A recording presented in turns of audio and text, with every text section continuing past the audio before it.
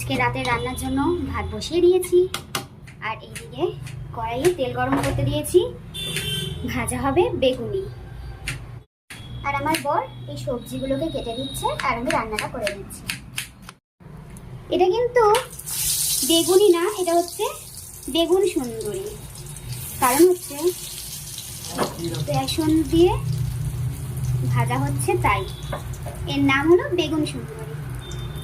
এই দেখো কাতলা মাছ রান্না হবে। বর মাছ ধুয়ে নুন হলুদ মাখিয়েও রেখে দিল, আর সাথে এখানে এই সর্ষে দিয়ে হবে বলে সর্ষে, নুন, লঙ্কা, রসুন সব একসাথে পেস্ট করবে। এই দেখো বেগুন ভাজা হয়ে গেছে, মানে বেগুন সুন্দরী তৈরি হয়ে গেছে। এবার আমি করবো হচ্ছে ওই আলু আর পটল ভাজা।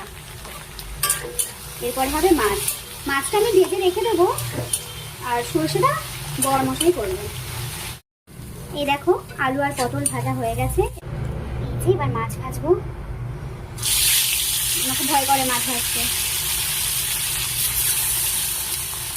এই দেখো আমার মাছ ভাজা হয়ে যাওয়ার পরে বর আর কি কালো জিরে আর শুকনো লঙ্কা ফোড়ন দিয়ে তারপরে ওই যে সর্ষের পেস্টটা করে রেখেছিল, তো ওইটাকে দিয়ে নুন হলুদ পরিমাণ মতো আর সামান্য লঙ্কার গুঁড়ো আর একটু টমেটো দিয়ে দিয়েছে।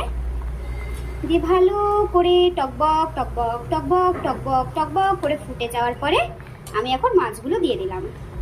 তো কিছুক্ষণ বাদে টেস্ট করে নামিয়ে নেব। হয়ে গেল রাতের রান্না।